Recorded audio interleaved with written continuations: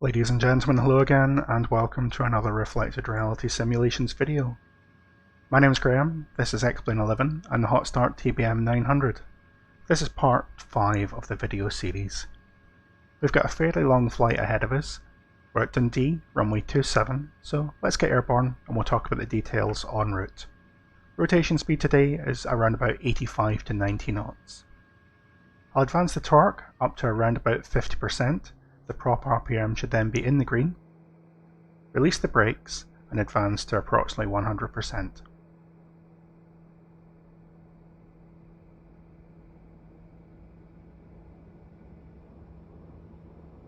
$70, 80, rotate. Positive climb, gear up, follow the flight directors.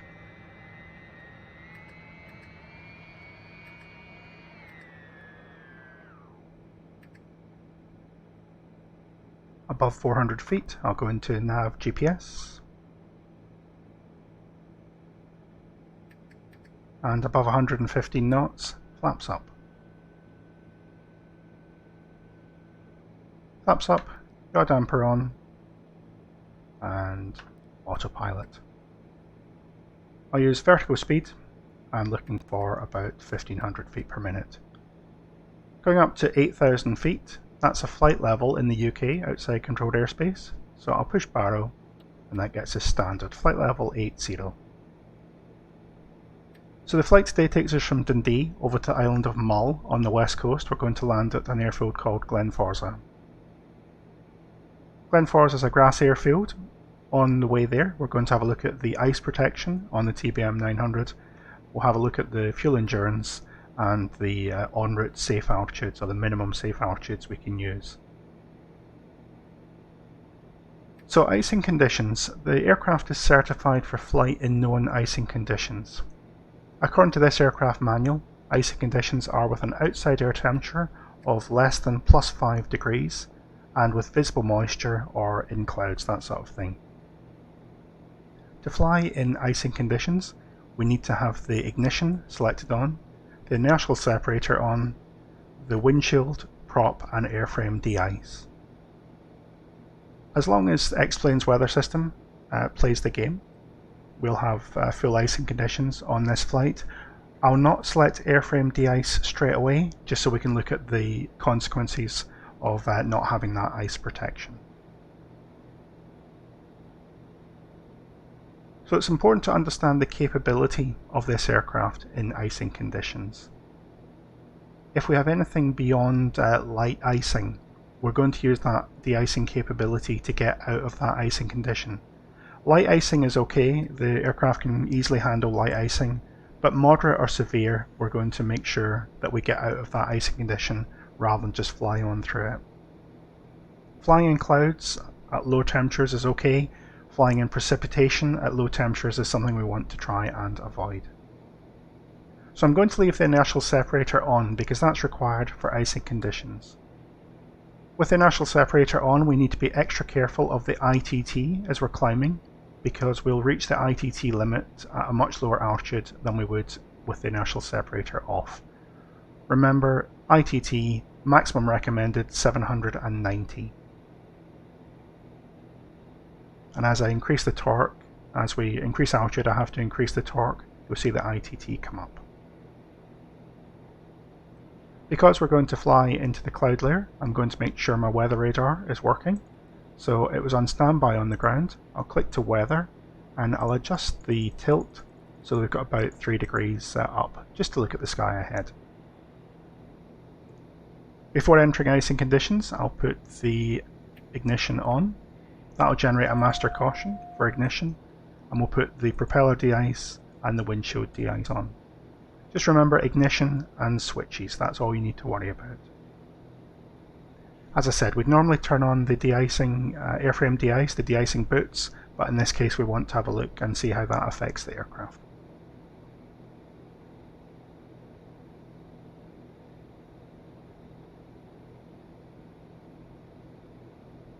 So entering icing conditions at 6,500 feet, minus 5 degrees outside. double check we've got the ignition, the de-ice system set appropriately.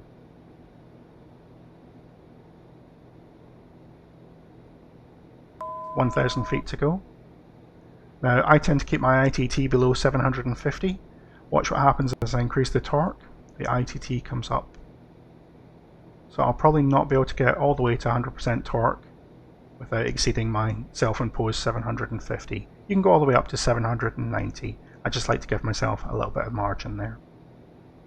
And you'll note at 1500 feet per minute it's climbing quite happily at 180 odd knots. So just leveling at flight level 80. I'll come back on the power and I'll try and maintain about 180, that's about 60 gallons per hour.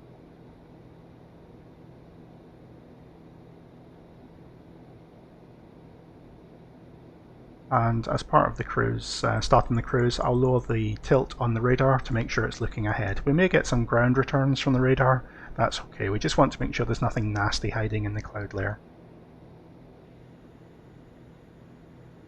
So ice detection on this aircraft is up to the pilot. You just look at the wing leading edges and see if there's ice building up. We've got the ice light here, which will illuminate the left-hand leading edge if we need to see that at night.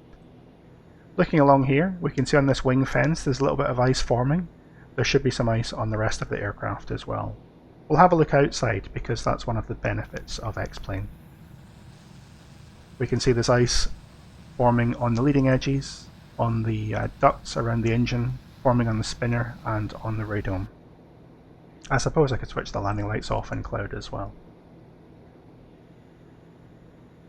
So the ice accretion on the leading edges, we'll deal with that in just a few minutes. We'll switch on the de-icing boots, they'll inflate and crack that ice off, break the ice off. Bigger aircraft have got hot leading edges, you put bleed air into the leading edges to heat them up, but on this aircraft we've got inflating boots and they run on a timer.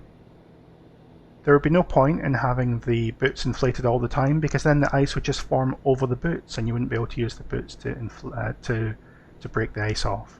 So that's why we check the boot timer. We check the airframe de-ice timer as part of the startup checks.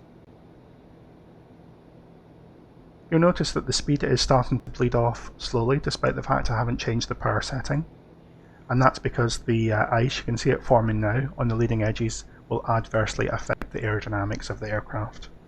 Looking outside, you can see extensive build-up on the leading edges and on the flying surfaces at the rear of the aircraft as well.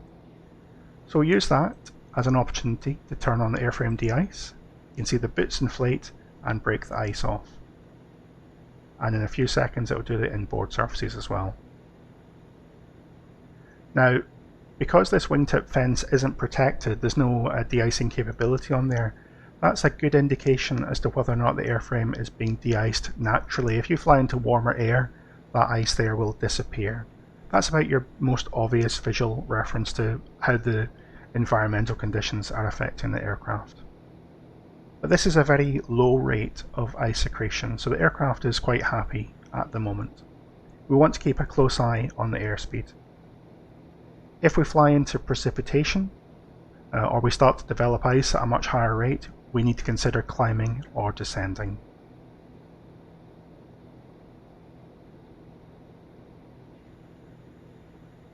But at the moment, I'm quite happy with it.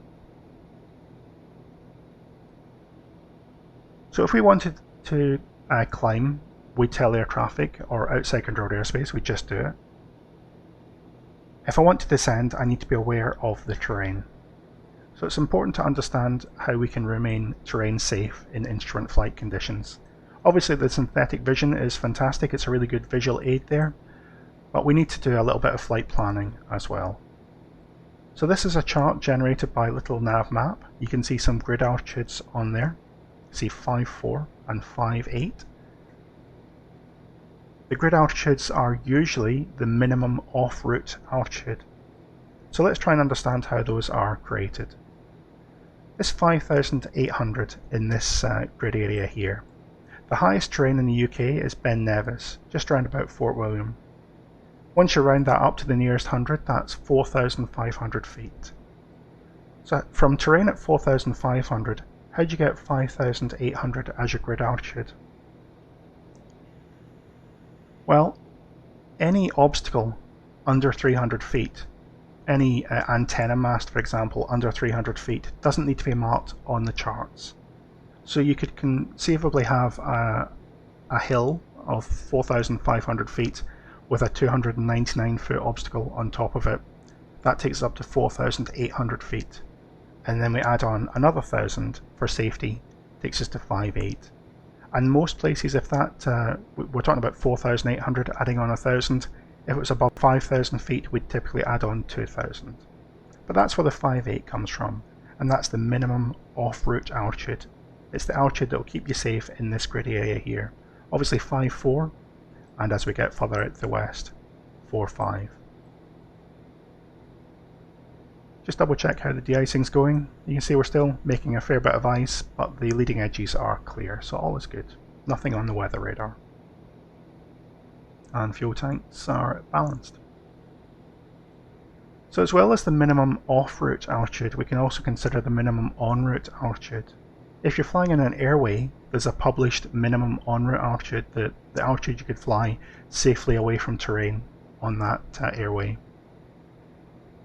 On this kind of random track outside controlled airspace, we can create that ourselves as well. If we look at a path maybe 5 nautical miles either side of the track, identify any obstacles or terrain inside that area, we can then produce a en-route, minimum en-route altitude for this leg here.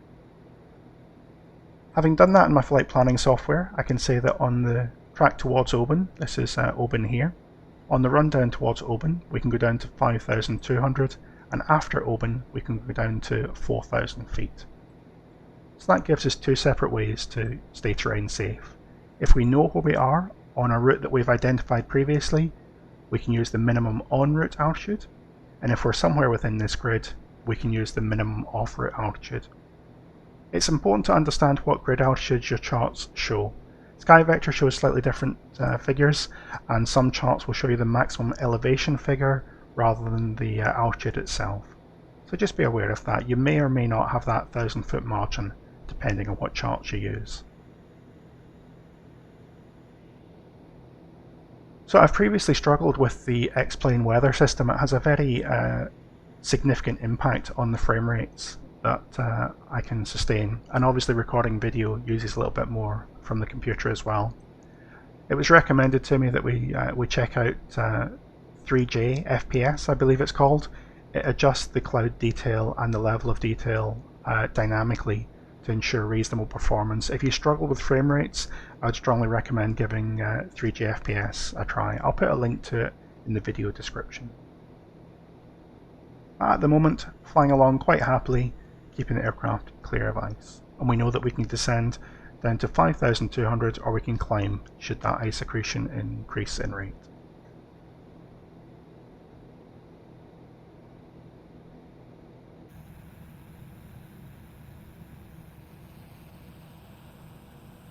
Just the stock scenery at the moment.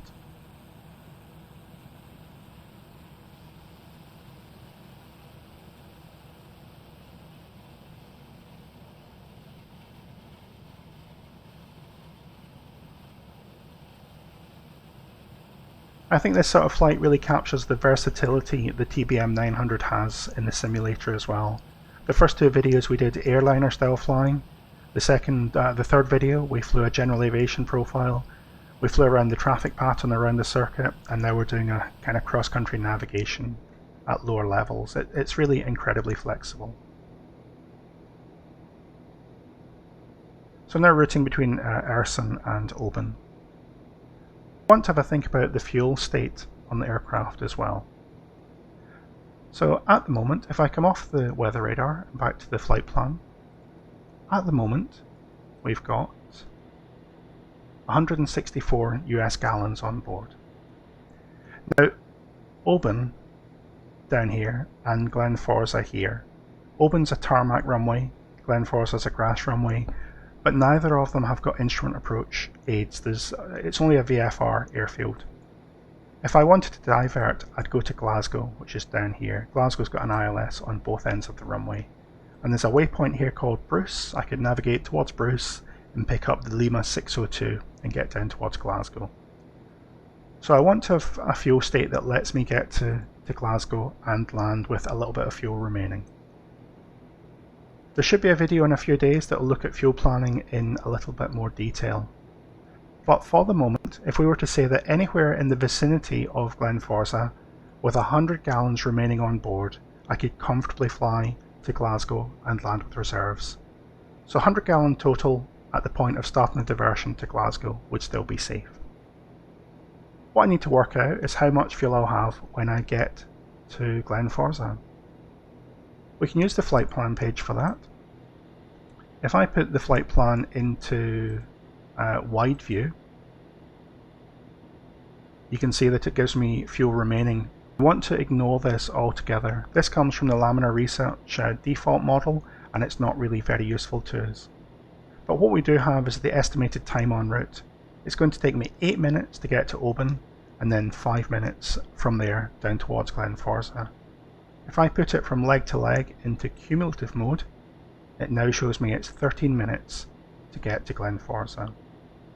Now, conveniently cruising at 60 gallons an hour is 1 gallon per minute, so 13 minutes, 13 gallons, and by the time we've done the visual arrival into Glenforsa, it'd probably be around about 20 gallons. So probably 74 and 68 remaining.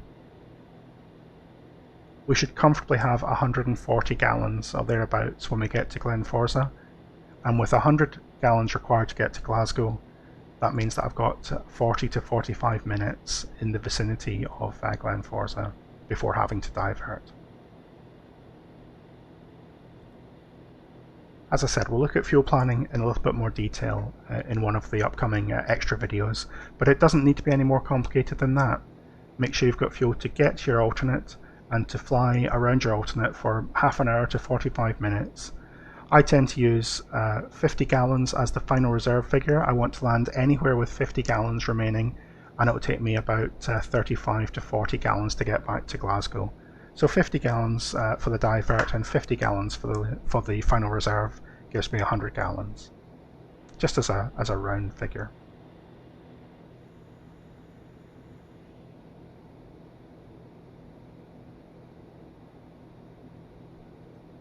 So looking at the descent profile as well, I've put in 1,000 feet at Glenforsa Airfield. Reason for that is we're going to fly, hopefully we'll become visual, we'll descend to those en route minimums as I mentioned, hopefully we'll become visual between Oban and Glenforsa. We'll fly along, this is the Sound of Mull here, we'll fly along the north coast of the Sound of Mull, and then we shall turn left, fly a downwind leg, and then in on runway 07. There's a lot of terrain on the approach to runway 07, so we have to fly a curved approach, and it makes for an interesting challenge in the simulator. By setting 1,000 feet, it will give me 1,000 feet here or 1,000 feet abeam the airfield. It's a fairly sensible aiming point to work with.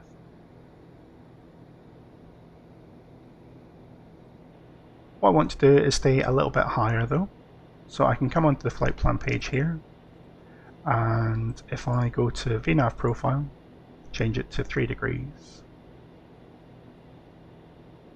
it says we'll be descending in 4 minutes. I've had some comments on the video series that occasionally VNAV doesn't work correctly, it doesn't engage correctly. I have seen that behaviour as well, although I can't really tie down when it engages and when it doesn't engage. So what I've been doing is leaving the VNAV selection, VPath selection, until the aircraft says vertical track. That's about a minute to descent, and that seems to work fairly reliably. Let's see how that ice build-up's going. So we've got significant frost or significant ice on the spinner, all around about the ducts and the antenna, but the wings are staying mostly clear. It's important to understand that when we leave icing conditions, when we leave active icing conditions, there will still be ice on the airframe. We don't want to switch off that inertial separator straight away, because any of this frost on the spinner can perhaps detach and fly straight into the engine. That would be a very bad thing. We also need to understand that in icing conditions there's minimum airspeeds we fly. 135 knots in the clean configuration. We shouldn't fly any slower than that with the flaps up. But hopefully, by the time we get down to about 5,000 feet, we should be out of icing conditions. It's -8 at the moment at 8,000 feet, typically between 2.5 and 3 degrees per 1,000 feet. So by the time we get down to 5,000 feet, we should just be around about 0.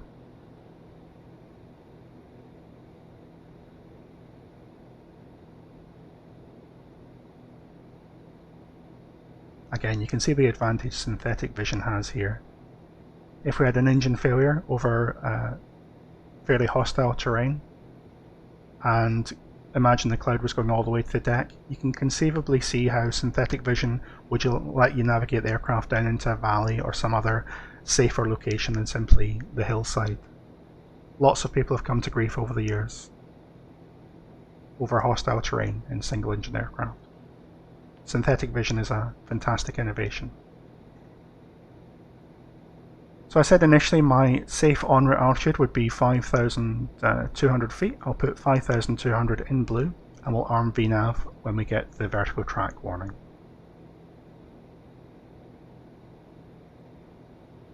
I should really be keeping an eye on the radar as well, but there's nothing really out there. I'll make sure the radar is looking down before we descend into something nasty.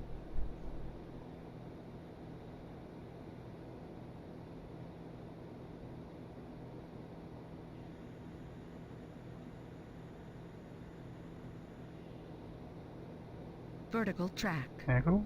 Vertical track. I'll push VNAV. We get VPath 5,200. Once we fly overhead Oban, I can revise that down to 4,000, I think I said, 4,000 or 4,500, and hopefully we'll be in visual conditions by that point. Again, depending on what the X-plane weather system really gives us, it's very difficult to try and recreate the same thing over and over again with the weather system. It's a good challenge for flying, but if you're trying to demonstrate something in a video, a little bit more difficult. So let's make sure it does actually descend on the profile here. You can see the magenta indication coming down. These are the flight mode annunciators, the FMAs. To understand what the autopilot is doing, you must consider what is shown in this section here and forget what it shows on the autopilot control panel. There we go, VPath, Alt select 5,200. I'll bring the torque off and try and maintain around about 180 knots.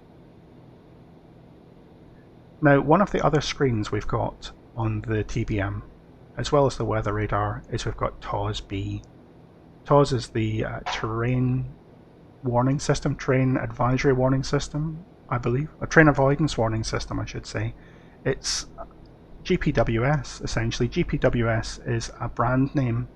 It's like in the UK we'd call a vacuum cleaner a Hoover, because Hoover is a very popular brand of vacuum cleaner, or calling a ballpoint pen a biro, that sort of thing. GPWS is a brand name for a TAWS system. So TAWS-B gives us the same features as, very similar features I should say, as GPWS. One of the limitations is it doesn't know about certain airfields. TAWS doesn't know about Glenforsa airfield. Anything without an ICAO identifier it doesn't know about. That means it will give you terrain warnings on the approach into Glenforsa, and that's going to be really distracting. We don't want that to happen. So now that we're in visual conditions, we can push inhibit on TAWS, and you can see TAWS inhibit on the PFD as well. Just turning overhead Oban, we said it was safe to go down to 4,000. And still a little bit of ice on the aircraft, but we are leaving icing conditions. So I don't think we're going to make any more ice. I'll put the ignition to auto, and I'll put the windshield and the prop de-ice off. Airframe de-iced, well, the leading edges seem clear, but I'll leave that inertial separator because we still have, as I said, a little bit of frost, a little bit of ice on the spinner there. So this is the Sound of Mull ahead of us, Island of Lismore here. We're going to fly along the north coast, and then we'll make that turn back to land at Glenforsa. Outside controlled airspace, fairly popular VFR airfield, I'll put the pulse lights on to make us a little bit more obvious. We'll check the landing field elevation is set correctly for Glenforsa. Now, we're in good visual conditions. I'm going to do the circuit at 1000 feet, so I'll put 1000 feet on the blue altitude selector here. I want to show you something important about how this altitude works. I've probably showed this in video 2, but I think it's worth exploring in a little bit more detail. So Alt S is the selected altitude. I've got 1000 on the VNAV and 1000 selected. I use the VNAV as guidance to manage the descent rather than actually flying it on the VNAV. If I select the Alt selector down to from 1000 to 900, keep an eye on the Alt S here. So it goes to 900, it says Alt V, that means it's going to capture the 1000 feet rather than the 900. It's going to stick to the VNAV profile. So at the moment, it's the VNAV keeping me safe rather than the selected altitude. If I forget and I drop into vertical speed, it goes back to Alt S and it will take me straight down to 900. So I always recommend using the selected altitude to keep your terrain safe or to fly the profile altitudes on the approach. Just going into heading mode just now to track along the northern coast here, and I'll start slowing down. So I'll keep this TOS display here so you can see how it would affect or how it would display on the approach.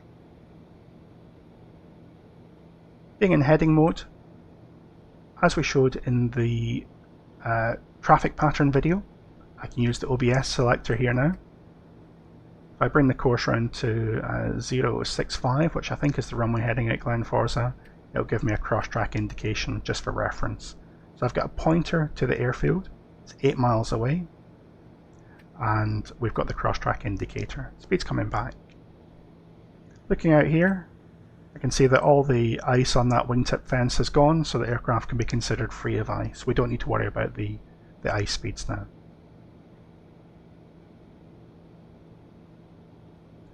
So this island here, these islands are the green islands. I'm going to fly around the north side of those, run towards this little inlet here, and then turn left, and Glenforsa is just hiding behind this hill here. You can just about see our roadway there. I get the view in the right place. We're going to try and follow that road in and then land on Glenforsa, runway 07. Landing gear. It'll always prompt you about the landing gear when you bring the power back to idle. Landing gear. So I tend to keep it just a little bit off idle. You can see the TOS is starting to show some terrain. That's terrain within 1000 feet of the aircraft. You can see significant terrain on both sides. And when the terrain is just 100 feet or less below the aircraft, it will turn red.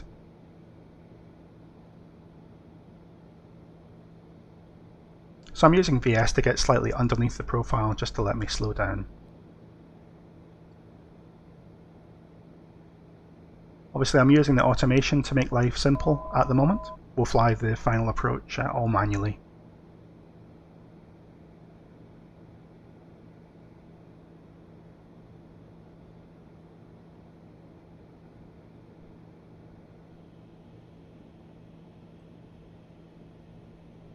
Just about see the runway at Glenforsa. There's the 07 threshold, and again flying following this road, curving final onto runway 07.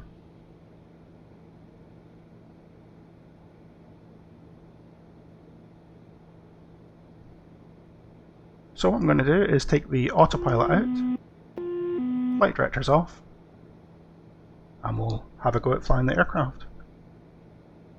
Keep the angle of attack gauge in your scan at all times as well. We're going to fly the base leg around about 85 knots and just about 82, 83 over the fence. The runway is sufficiently long at Glenforsa as long as it's not wet. So I'll take flaps to the takeoff position.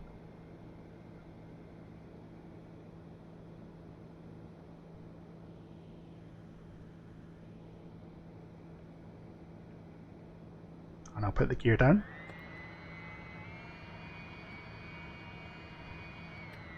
I'm looking for about 25 to 30%. If you've seen the circling videos and the circuit work or the traffic pattern work, this should all be fairly familiar from now on. The only difference is we'll be a little bit further cross track to offset the fact we don't have a final to fly really. So these islands are a very good visual reference. You can see the TOS display is showing the black area is the water, and as I get down to 1,000 feet above the water, that'll all fill in yellow. There's the runway off the left wingtip there.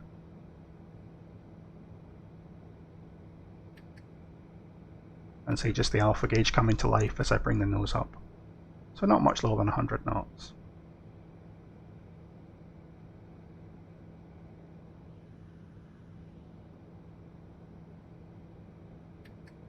So gears down, 3 greens, landing field elevation set.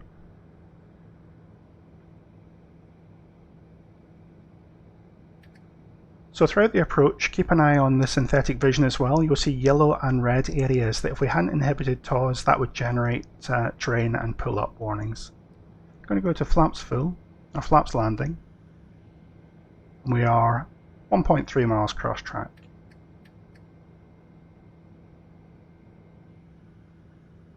You see the road off the left wingtip. And we'll start the turn. So slightly steeper approach into Glenforsa because of the terrain. As always, make sure you trim the aircraft at all times.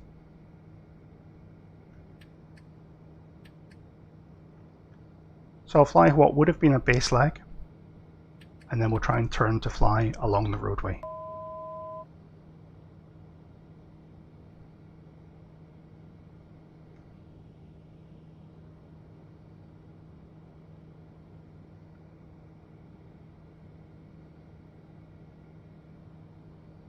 And when we touch down, I'm going to use maximum reverse. You can see the synthetic vision showing the yellow now. That'll be generating a terrain warning. Speed's okay, alpha's okay, power setting is okay. Maybe just a fraction more power.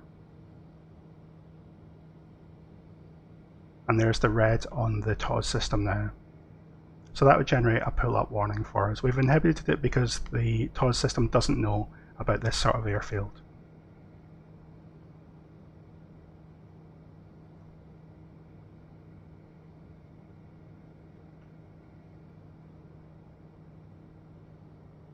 Airspeed. Reverse. Max reverse. And we'll come to taxi range before 40 knots. We'll try and not use a lot of braking on a grass runway. Should stop comfortably. And just a little bit of assistance from the wheel brakes now. So what I want to do is stay on the southern side of the airfield, stay away from the water side. I've not been to Glenforsa in real life. I know a lot of people that have been here in smaller aircraft. I probably wouldn't bring a TBM here in real life based on what I've read about it, but an X-plane you can count on the grass surface to be solid and reliable. But maybe the sort of place you'd bring an Islander rather than a TBM 900. On the taxi-in, I'm going to bring the flaps up. I usually leave the flaps until I'm off the taxiway, but I want to minimize the risk of damaging those flaps. I wouldn't come here if it was wet at all in the TBM 900, even in the sim. But one of the considerations you might like to add some realism to your sim with is considering what to do with the flaps if you're landing on a contaminated surface, either a wet, muddy surface or snow-covered surface. If you use reverse thrust, there's a very high chance you'll get a lot of debris in your flap mechanism. So you may wish to taxi in with the flaps out so that you can inspect the flaps before you retract them. If you've got a lot of snow and slush or mud in the mechanism, then retracting the flaps is just going to damage them. So I'll make sure that the weather radar went to standby, which it did. I'll turn off the inhibit on the TOS and turn off the OBS mode. We've got the taxi light set now, and the pitot stall heaters are off. Flaps are up. Again, on a grass airfield, we'll taxi nice and slowly. I operate regularly in general aviation from a grass airfield, one that's very well looked after for the most part. You've got to be really confident if you're going to kind of backwater airfields. You're not going to encounter any rabbit holes or unexpected mud patches. Certainly not in a $4 million aircraft, that's for sure. What I'm going to do is park facing back towards the cabin here, considering the prop blast from the aircraft.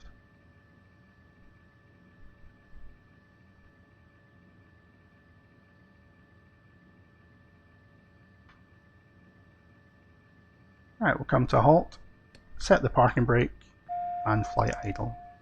I'll reset the trims. I probably didn't turn off the tax light either. Other than that, we've got the flaps up, pitot stall heater, and everything else set correctly. The engine's had long enough to cool down. You need 2 minutes at flight idle. Once we've had that, air conditioning off, bleed off, and then we'll go to low idle. We'll leave it low idle for 15 seconds. I get the warning for the bleed off.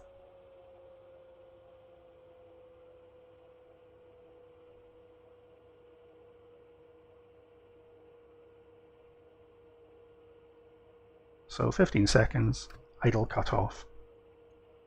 We'll get some warnings as that shuts down. There's main gen, low voltage, and oil pressure. That's as expected. Vacuum low. And then we should get a master warning for the fuel pressure. So fuel pressure and aux boost pump.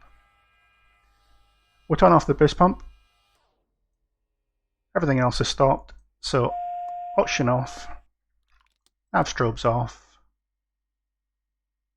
fuel selector off, AP trims off, inertial separator off, and we can select the fuel selector itself to off. That'll generate another warning. So I'll just leave it a few seconds before we turn the master off for that separator to finally close. We'll open the door and put the chocks in. Another warning from the door. So I hope that flight made sense. There's a little bit to cover in a fairly short time period, but we looked at the ice protection on the aircraft.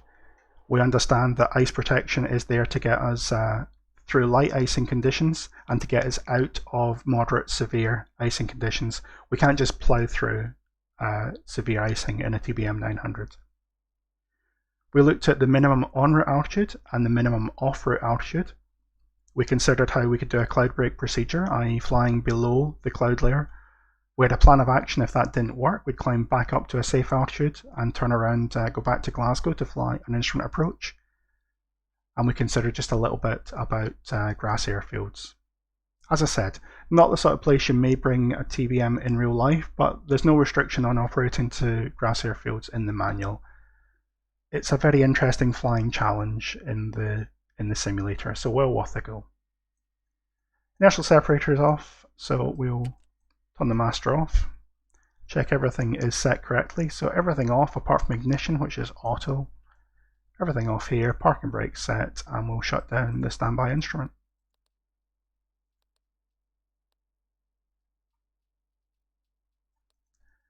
Going to the payload screen, we'll put the pitot and static wick probes on, covers on, and put the engine cap on when it's cooled down. And that's us, ready for a few nice evenings at Glenforsa. Hopefully the weather will improve. Thanks very much for watching the video. The next video, part 6, will be the final part of the flying videos, although in a couple of days there should be an extra video about fuel planning. I do hope you'll join me for that.